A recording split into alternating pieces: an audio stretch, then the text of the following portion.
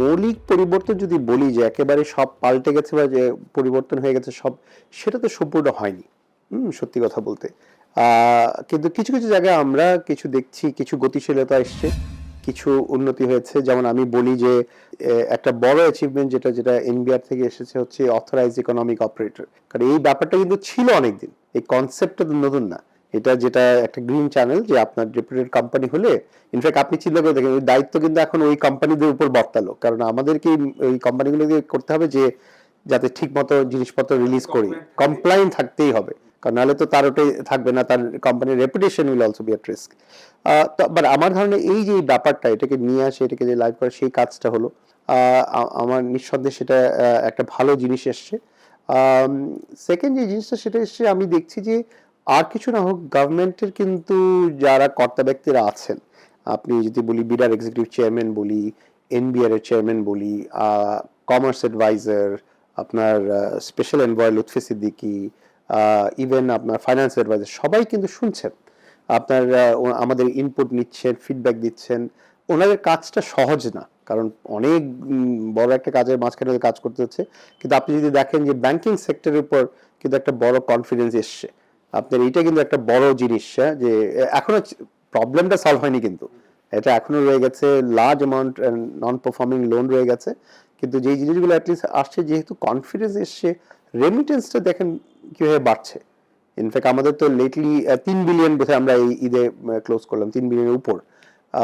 এই জিনিসটার মাধ্যমে যেটা হচ্ছে অ্যাটলিস্ট, আর যাই হোক, মানুষের হাতে টাকা আসছে, ইকোনমি একটু স্টেবল হওয়া শুরু হয়েছে। আপনি যদি ইনফ্লেশনটা একটু কন্ট্রোলে আসে, এখনো বেশ হাই, তাও হাই, কিন্তু তাও তো আস্তে আস্তে কন্ট্রোলে আসছে। এই যে সামষ্টিক অর্থনীতির ক্ষেত্রে কিছু কিছু জিনিস আমরা ডেফিনেটলি উন্নতি দেখছি। আমি আশা করছি বাজেটে আপনার যেটা প্রশ্ন ছিল যে কি আসবে, সে ব্যাপারেও কিন্তু এনবিআরও আমাদের সাথে কথা হয়েছে, এনবিআর বিভিন্ন চেম্বারের সাথে কথা বলেছেন, সে সাথে আমাদের সাথে কথা বলেছেন। এবং আমাদের যে কয়েকটা জিনিস ছিল যেটা আমরা প্রায় বলে থাকি, সেটা হচ্ছে যে এনবিআর যদি দেখি যে আমরা কিভাবে আরেকটু ডিরেক্ট ট্যাক্সেশনে যেতে পারি, ইনডিরেক্ট ট্যাক্স যত কমাতে পারি। হ্যাঁ, কারণ আমরা দেশ হিসাবে কিন্তু আমাদের ইনডিরেক্ট ট্যাক্সের উপর অনেক বেশি রিলায়েন্স, এবং এই ব্যাপারটাতে এনবিআর খুব অ্যাক্টিভলি কাজ করছেন। এবং সেটাতে এনবিআর চেয়ারম্যান আমাকে বলেছেন যে আমরা বাজেটে বেশ কিছু ইনিশিয়েটিভ দেখবো যে ডিরেক্ট ট্যাক্সের উপর রিলায়েন্স বাড়বে। দ্বিতীয় যে জিনিসটা সেটা হচ্ছে ভিএটি। আমরা যদি দেখি ভিএটিটাকে একটু সিম্পলিফাই করতে হবে, ইউনিফাইড করতে হবে, একটা সিঙ্গেল ভ্যাট রেটে আসতে হবে। আমরা এত কমপ্লিকেটেড করে ফেলেছি এটা, এবং এটার জন্য কিন্তু আমরাই দায়ী, ব্যবসায়ী দায়ী। আমরাই হয়তো বিভিন্ন সময় বিভিন্ন জিনিস চেয়েছি, কিন্তু আসলে যদি দেখতে হয় যে স্পিরিটটা কি, যে একটা ইউনিফাইড সিঙ্গেল একটা ভ্যাট রেটে আসতে হবে, এবং সেটারই হয়তো কয়েকটা ধাপে আমাদের নিয়ে আসতে হবে। সেই ব্যাপারটা আমি আশা রাখছি যে সেই ব্যাপারে একটা কাজ হবে, যাতে একটা ইউনিফাইড ভ্যাট রেটে আসবে। সেক্ষেত্রে কিন্তু কোথাও বাড়বে, কোথাও সমন্বয় করতে হতে পারে, সেই ব্যাপারটা আসবে। আর থার্ড যে জিনিসটা হচ্ছে কাস্টমস এর রোল। কাস্টমস রোল কিন্তু ট্যাক্স কালেকশন না। এই কিন্তু আমাদের দেশে কিন্তু কাস্টমস এর চিন্তা করা হয় যে এটা ট্যাক্স কালেক্ট করে, আসলে কাস্টমস এর রোল হচ্ছে যত তাড়াতাড়ি এবং দ্রুত ট্রেড ফ্যাসিলিটেট করা যায়। হ্যাঁ, এবং এই কাজটাতে যাতে আমরা কি, এটা এটা কিন্তু এই কাস্টমসকে পুরো রিপোজিশনিং করতে হবে। এই তিনটা হচ্ছিল আমাদের ফান্ডামেন্টালি যে আমরা আশা করছিলাম যে ইন্টারভেনশন আসবে। এবং এই তিনটের ভিতরে বড় একটা আজ যেটা ছিল যে ডিজিটাইজেশন, যে কতদূর আমরা করি, এটা কিন্তু সবচেয়ে বেশি আমরা বলছি, এবং শুধু আমরা ফিকি থেকে বলছি না, অন্যান্য সব চেম্বার থেকে আমরা বলছি। কারণ আমাদের ধারণা যখন ইন্টার কানেক্টিভিটি নিয়ে আসতে পারি এই তিনটা ভার্টিক্যালে, এবং যতই ডিজিটাইজেশন নিয়ে আসতে পারি, ট্রান্সপারেন্সি বাড়বে, ততই কিন্তু আমরা দেখব যে ট্যাক্স কালেকশনও বাড়বে। তো আমি আশা করছি যে এই সমস্ত জিনিসে আমরা এই আগামী বাজেটে কিছু জিনিস দেখবো। আমাদেরকে আশ্বাসও দেওয়া হয়েছে, হয়তো সব আসবে না একসাথে, কিন্তু আমরা দেখবো যে অনেক কিছুতেই হয়তো এরকম ভালো কিছু রেকমেন্ডেশনস নিয়ে আসবে।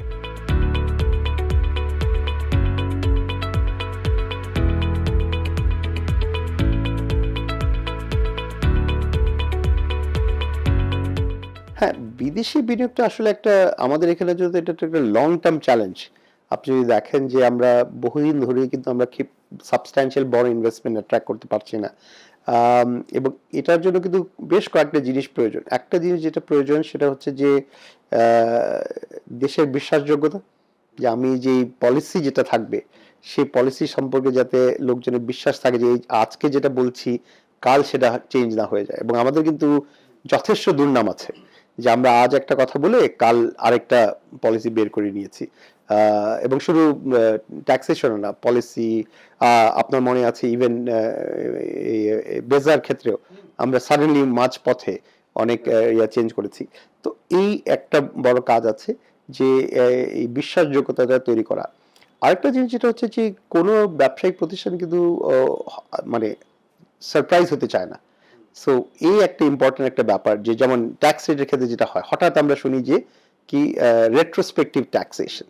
তো এটা তো অবাক হয়ে যায়, কারণ আমি আমার বুকস সব ক্লোজ করে ফেলার পর আমাকে জানানো হলো আচ্ছা এখন তো 35% করে দিতে হবে, 30% দিলে হবে না। নাও এটা কেউ চায় না। সো এটা আমি একটা উদাহরণ দিলাম, এবং আমি আশা করছি যে এই জিনিসগুলো যথেষ্ট ইমপ্রুভ হবে, এবং এটা খুবই প্রয়োজনীয়। এখন এটা হচ্ছে না। এখন আমরা দেখছি মাঝে মধ্যে এই চেঞ্জেসগুলো হচ্ছে। আপনারা দেখবেন যে সাডেনলি অনেক কিছু ক্ষেত্রে ভ্যাটের একটা ইনক্রিজ এই বছরই হয়েছিল। এটা নিয়ে ইন্ডাস্ট্রি বেশ সোচ্চার হয়েছিল। ইভেন রিসেন্টলি আরেকটা জিনিস ছিল, আপনি পাওয়ারের যে রেটের একটা ব্যাপার এসছে। এই সমস্ত জিনিস আমার ধারণা ব্যবসা বান্ধব না, এবং এই জিনিসগুলো আমাদেরকে ট্রান্সপারেন্সি নিয়ে আসতে হবে। যত বেশি আমরা মানে আমরা যত বেশি ট্রান্সপারেন্ট থাকবো, যত বেশি স্বচ্ছতা নিয়ে আসবো, ততই কিন্তু কনফিডেন্স বাড়বে। কারণ আদারওয়াইজ কিন্তু আপনি যদি আমাদের দেশের পোটেনশিয়াল চিন্তা করেন, আমাদের দেশে $500 ট্রিলিয়নের একটা ইকোনমি, প্রায় 200 মিলিয়নের মতো একটা মানে লোক আছে এই দেশের ভেতরে। এখানের মধ্যে প্রোডাক্টিভ লেবার আছে, এবং আমাদের readymade garments a fantastic example, leather fantastic example. এই মাঝে ইনভেস্টমেন্ট না আসার কিন্তু কোনো কারণ নেই, কিন্তু আমাদের এই কতগুলো হার্ডলের কারণেই আমাদের আসছে না। আর ফাইনালি যে জিনিসটা হচ্ছে যে আমরা একটু কিভাবে সিম্পলিফাই করতে পারি, এই ইনভেস্টমেন্ট আসলে ইনভেস্টরদেরকে কিভাবে ইমপ্রুভ করা যায়, এবং এক্ষেত্রে কিন্তু গভর্নমেন্ট চেষ্টা করছেন। আপনি যদি তাকিয়ে দেখেন, একটা বড় রেকগনিশন ছিল কোরিয়ান ইপিজেডের কিহাং সুকের ল্যান্ড, একটা মানে কল্পনা করা যায় একটা কত বছরের জন্য একটা জিনিস রয়ে গেছে, ফরেন ইনভেস্টর যিনি কমিটেড এন্ড ডেডিকেটেড এই বাংলাদেশে ইনভেস্ট করার জন্য। আপনি চিন্তা করে দেখেন, সেটা আমরা এতদিন করে পারিনি, তো এটা দেরি হলেও তো এটা আসলো, এটা হলো। So these are good science, positive science. এগুলোর এখন এগুলো আস্তে আস্তে এই দেশের এই বিশ্বাসযোগ্যতা, দেশের উপর কনফিডেন্স এটা বাড়তে থাকে, তখনই কিন্তু দেখবেন ইনভেস্টমেন্ট আসা শুরু করবে। এবং এই জিনিসগুলো যতই আমরা ছড়াতে পারবো, এই গল্পটা যত নিয়ে যেতে পারবো, ততই কিন্তু আমরা আরো এক্সপ্যান্ড করতে পারবো।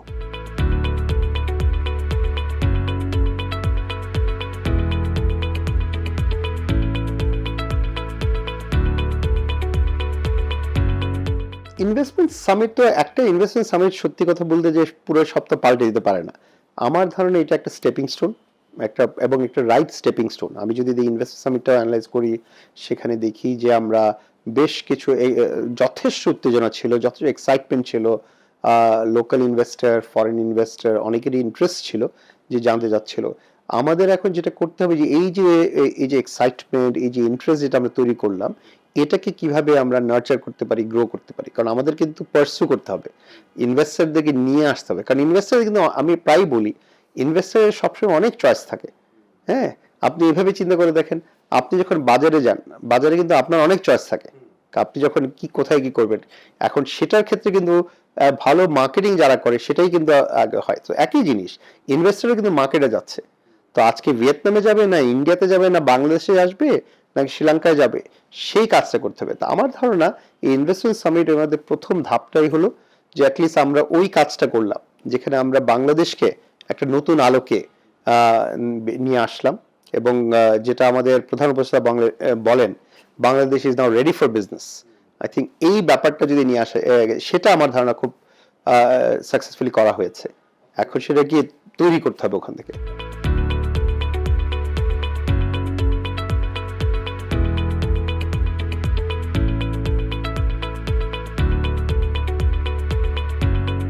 এটা তো ধরেন এমনিতে এই আনসার্টেনটি, এই চিন্তা সবারই থাকবে। কারণ হয়তো একজন যে বিনিয়োগকারী, সে চিন্তা করবে আচ্ছা এই গভর্নমেন্ট হয়তো ইনভেস্টমেন্টের প্রো এবং করতে চায়, কিন্তু পরে যে আসবেন ওনারা হবেন কিনা। আসল কথা কি হচ্ছে, একটা জিনিস চিন্তা করতে, বাংলাদেশে যেই গভর্নমেন্টই আসুক, আমাদের ইনভেস্টমেন্ট ছাড়া কিন্তু চলবে না। হ্যাঁ, আপনি যদি দেখেন এবং এই ব্যাপারটা আমাদের কিন্তু ইনভেস্টর বা বিনিয়োগকারীকে বোঝাতে হবে, কারণ আমরা যদি তাকিয়ে দেখি আমাদের টাকাটা কোথা থেকে আসবে, আমাদের টাকা আসবে আমাদের এক্সপোর্টস থেকে। সো সেটা আমাদেরকে ডাইভার্সিফাই করতে হবে, নতুন ইয়েতে যেতে হবে, সেটাকে গ্রো করতে হলেও ইনভেস্টমেন্ট আনতে হবে। আমাদের টাকাটা আর কোথা থেকে আসবে, রেমিটেন্স থেকে আসবে। তো রেমিটেন্স তো অলরেডি যে ফ্লোতে আছে সেটা আসতে থাকবে। এবং আরেকটা জিনিস আমরা যেটা এখন দেখছি, এবং এটা তো গ্লোবাল কনটেক্সটে কমে গেছে, সেটা হচ্ছে যে আর তো আমাদের এখানে ডোনেশন আসবে না, গ্রান্টস আসবে না। হ্যাঁ, এটা কিন্তু বন্ধ হয়ে যাচ্ছে। এবং আসলেও আমরা এখন একটা মধ্যম ইনকামের দেশ হয়ে যাচ্ছি, আমাদের কাছে আসবে না, অন্যান্য অনেক দেশে আরো অনেক প্রয়োজন থাকবে। তো আমাদের যে নেক্সট লেভেলে যাওয়ার জন্য অ্যাকচুয়ালি ইনভেস্টমেন্ট ছাড়া, প্রাইভেট ইনভেস্টমেন্ট ছাড়া কখনোই এটা আনলক হবে না। আপনি যদি দেখেন যেই দেশগুলো আপনার এই যে মিডল ইনকাম ট্র্যাপ থেকে বেরিয়েছে, ওটা কিন্তু সবচেয়ে বড় একটা জিনিস ছিল ইনভেস্টমেন্ট, ইনভেস্টমেন্ট, এন্টারপ্রেনারশিপ, ইনোভেশন। এই জিনিসগুলো আপনি যদি কোরিয়ান মডেলগুলো দেখেন, এক্স্যাক্টলি তাই। তো এটা ছাড়া তো এখন এইটা আনসার্টেনিটা স্বাভাবিক, কিন্তু আমাদেরই কিন্তু রোল হচ্ছে এই কনফিডেন্সটা দেয়া, যে দেখো এই গভর্নমেন্টই হোক আর পরবর্তী যে কোনো গভর্নমেন্টই আসুক, সবারই কিন্তু সেটা প্রয়োজন।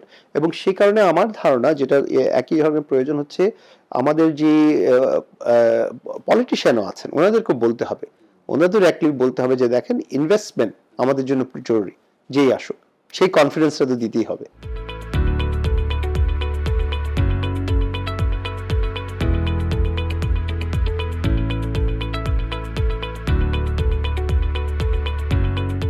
ইফেক্টিভ ট্যাক্স রেট, এটা বহুদিন ধরে আমরা বলে আসছি, আমরা আশা করছি যে এটাতে একটা ভালো হবে, কারণ আমরা হয়তো ট্যাক্স রেট কমাচ্ছি কিন্তু আমাদের অনেক ডিসঅ্যালাউন্স হয়ে যায়। এবং এটা কিন্তু শুধু আমার কোম্পানির জন্য না, সমস্ত কোম্পানির হয়।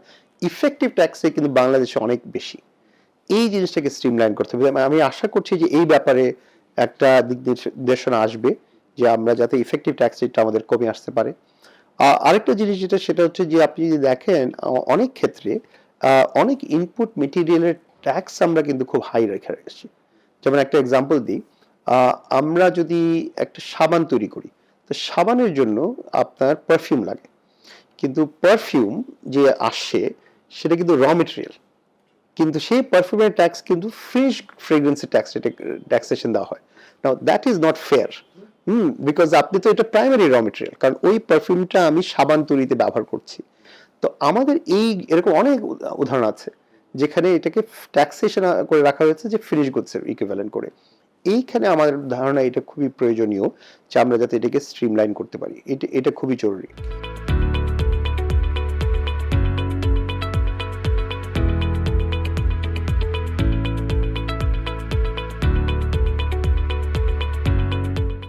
দুটো জিনিস আছে, একটা জিনিস হয়তো নলেজ গ্যাপের একটা ব্যাপার আছে, বাট এটা একটা জিনিস করা যেতে পারে। কিন্তু আরেকটা জিনিস যেটা থাকে সেটা হচ্ছে যে সবারই একটা টার্গেট থাকে ট্যাক্স কালেকশনের। আপনি যখন ওটার এগেনস্টে যখন করা শুরু করেন, তখন কিন্তু দেখা যায় যে এইচএস কোডে এটা এমন স্ল্যাবে আনা হয় যেখানে হায়ার ট্যাক্সেশন হয়ে আসে। আপনি যদি দেখেন কাস্টমের ভ্যালুয়েশন, হ্যাঁ, আপনি যদি দেখেন কাস্টমস, কারণ আমি পাম অয়েল নিয়ে আসি না, পাম অয়েলের প্রাইস যখন বেড়েছিল তখন একটা রেটে দিচ্ছি, কিন্তু আবার যখন কমছে তো রিভাইজ হচ্ছে না, কারণ এই ভ্যালু লোডিংটা যেটা হয়, কারণ এটার কারণটাই হচ্ছে যে কারণ এটা রিভাইজ হলে ট্যাক্স চলে যায়। এই এবং সেই কারণেই এটার কিন্তু ব্যাক এন্ড যে জিনিসটা হচ্ছে যে আমাদের আরো ডিরেক্ট ট্যাক্সেশন বাড়াতে হবে। এগুলো হচ্ছে ইনডিরেক্ট ট্যাক্সেস। হ্যাঁ, এর মাধ্যমে ইনএফিসিয়েন্সি আমরা তৈরি করছি, কারণ দিনের শেষে আমাদের কিন্তু ওই ব্যালেন্সটা করতে হবে, রাজস্ব আনতে হবে কিন্তু এটাকে আবার ব্যবসা বান্ধব করতে হবে। এবং এইটা করার জন্য এটাই প্রয়োজন যে আমরা কিভাবে এবং এইটার মাধ্যমে কিন্তু কনফিডেন্স আসে, এটার মাধ্যমে কিন্তু বিশ্বাসযোগ্যতা আসে। হ্যাঁ, এবং ওইটা তৈরি করতে হলে কিন্তু আবার কি করতে হবে, রাজস্ব আনতে হবে দেশের, কারণ ওখানে তো আমাদের এনবিআর এর চেয়ারম্যানের ওনারও একটা টার্গেট থাকে। তো সেটার জন্য আমাদের এই নেটটা যত আমরা বাড়াতে পারি, যত বেশি লোকজনকে নিয়ে আসতে পারি, হ্যাঁ, এইটা, কারণ আমাদের এখানে অনেক লিকেজ হয়। যেমন আমি আপনার উদাহরণ প্রায়ই আমি দিই, সেটা লিকেজের জিনিস যে সেটা হচ্ছে যে আপনার শেয়ার অফ মার্কেট এবং শেয়ার অফ রেভিনিউ, একটা উদাহরণ আমি প্রায় দিয়ে যাই। এবং সে মানে ব্যাপারটা কি, সেটা হচ্ছে যে আপনার একটা ইন্ডাস্ট্রিতে কোনো একটা কোম্পানির মার্কেট শেয়ার কত, এবং এমন উদাহরণ আছে যেখানে এই ইন্ডাস্ট্রিতে তার মার্কেট শেয়ার 20%, 20% মার্কেট শেয়ার, কিন্তু সে 80% আমাদের সরকারকে ট্যাক্স দেয়। তার মানে কি হচ্ছে, সেখানে যারা 80% আছে ওখানে নিশ্চয়ই ট্যাক্স আসছে না। সো এই তো লিকেজ এখানে। তা আমরা যদি সেক্টর বাই সেক্টর এটাতে যাই এবং আমরা যদি সেটাকে এই প্লাগটা কমিয়ে ফেলতে পারি, তাহলে অটোমেটিকলি দেখবেন আমার ট্যাক্স নেট বাড়বে।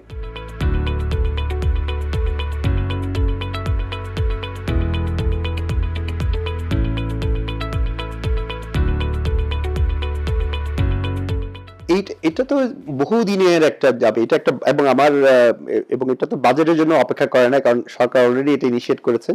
সেটা হচ্ছে যে পলিসি অ্যান্ড এক্সিকিউশন, হ্যাঁ, এই যে যাতে সেপারেট করা যায়। কারণ এটাতে আদারওয়াইজ যেটা হচ্ছে, এটাকে আমরা এর আগেও দেখেছি যে এই জিনিসটা ওই স্পিরিটে ইউজ করা হয়নি এবং এবিউজ করা হয়েছে।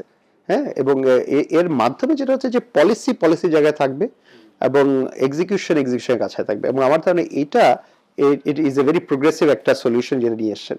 আমি আশা করছি যে মানে এটা আবার ভবিষ্যতে এটা পরিবর্তন যাতে না হয়, এই আশা থাকবে। কারণ আমার ধারণা এটা একটা খুবই পজিটিভ একটা মুভ। এটা বহুদিন ধরে আইএমএফ এর রেকমেন্ডেশন ছিল, আমাদের বিভিন্ন চেম্বারের রেকমেন্ডেশন ছিল, ফিকি আমি জানি, আমি ফিকিতে পারে 4 বছর প্রতিবার বলছিলাম এটা একটা বড় একটা পরিবর্তন, যেটা আমার ডেফিনেটলি এনবিআর এবং ফাইন্যান্স মিনিস্টারকে ধন্যবাদ দিতে হয় যে এই পরিবর্তন নিয়ে আসা।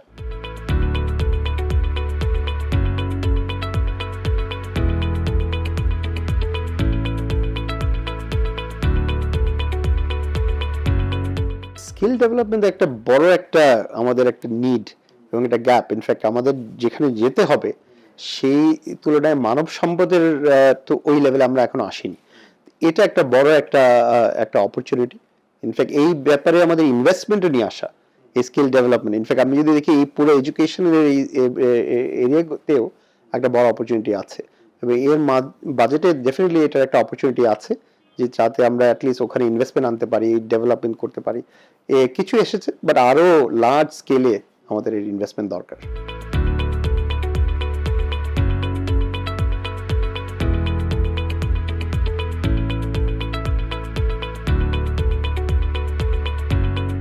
আমার মতে যেই জিনিসটা খুবই গুরুত্বপূর্ণ সেটা হচ্ছে যে এই যে আমাদের ডিজিটালাইজেশন অফ এনবিআর, এটা খুবই গুরুত্বপূর্ণ। আমি আশা করছি যে পুরো জিনিসটা যদি একসাথে না হয়, যে কোনো একটা ভার্টিক্যালও যদি আমরা পুরোপুরি ইন্টিগ্রেটেড ডিজিটালাইজেশন করতে পারি, সেটা একটা বড় ট্রান্সফরমেশন নিয়ে আসবে। এবং আমি আশা করছি যে এই গভর্নমেন্টের জন্য এটা করাটা সহজ হবে। এই পলিটিক্যাল উইলটাও থাকবে, ইন্টেন্টটাও থাকবে। এটা যদি পুরো ভ্যাট, কাস্টমস এবং আপনার ইনকাম ট্যাক্সও যদি না হয়ে থাকে, বাট শুধু যদি ভ্যাট সিস্টেমটাকেও যদি আমরা করে নিয়ে আসতে পারি ডিজিটালাইজেশন, এর মাধ্যমে কিন্তু আমাদের অনেক বড় একটা কাজ হবে।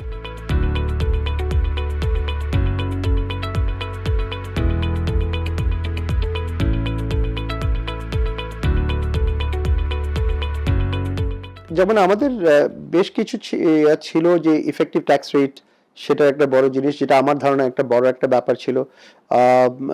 ইউনিফাইড ভিএটির একটা ধাপে আমাদের যেতে হবে, বিকজ এই একটা বড় জিনিস, কারণ এটা হয় না। আর ইনডাইরেক্ট ট্যাক্সেশন, কারণ আমরা কিন্তু ভেরি হাই, এবং আপনি নতুন জিও পলিটিক্যাল এনভায়রনমেন্টে দেখেছেন যে হাই ট্যারিফ ট্যাক্স কোথায় ল্যান্ড করছে। হ্যাঁ, এবং আমাদের খুব দ্রুত দেখতে হচ্ছিল যে কিভাবে আমরা এগুলো অ্যাড্রেস করতে পারি। এই কাজগুলো খুবই জরুরি, এবং স্পেশালি আমরা যখন মিডল ইনকামে চলে যাব, তখন কিন্তু আমরা এই হাই ট্যারিফ অপারেট করতে পারবো না, ওই প্রোটেকশন ইকোনমিতেও কেউ থাকতে পারবে না। সো এইটা একটা বড় আনলক আমাদের করতে হবে। আসলে এখন যে জিওপলিটিক্যাল যে সিচুয়েশন, হ্যাঁ, ঠিকভাবে আর বেঠিকভাবে খেলা খুবই ডিফিকাল্ট। আপনি যদি চিন্তা করে দেখেন যে কাল কি হবে, অ্যাকচুয়ালি আপনি কিছু জানি না। একটা জিনিস যেটা ছিল, আগের ওয়ার্ল্ডটা ছিল গ্লোবাল ওয়ার্ল্ড আমরা বলতাম, এখন কিন্তু এই গ্লোবালাইজেশনটা আস্তে আস্তে কমে আসছে। এটা কিন্তু উইল বি অন ইন্ডিভিজুয়াল, হ্যাঁ, বাইল্যাটারাল একটা এর মধ্যে হবে। সো আমাদেরকে দেশ হিসেবে যে কাজটা করতে হবে, যে প্রতিটা দেশের সাথে একটা বাইল্যাটারাল এগ্রিমেন্ট, যেটা সরকারও শুরু করেছেন। সো প্রতিটা দেশেতে আমরা কিভাবে আরো দ্রুততর ভাবে করতে পারি, তাতেই এটা বেনিফিশিয়াল হবে। কারণ এখন আমার ধারণা ওই যে বড় একটা গ্লোবাল ওয়ার্ল্ড অর্ডার থাকবে, সেটা তো ভার্চুয়ালি থাকছে না, সে ভেঙেও যাচ্ছে এবং জিও পলিটিক্যাল চেঞ্জের কারণে। সো আমরা যত বেশি বাইল্যাটারাল ফ্রি ট্রেড এগ্রিমেন্ট গুলো নিয়ে আসতে পারবো, যত বেশি ইফেক্টিভলি ওগুলোকে এক্সিকিউট করতে পারবো, তত দ্রুত এটা আমাদের দেশের জন্য এটা ভালো হবে।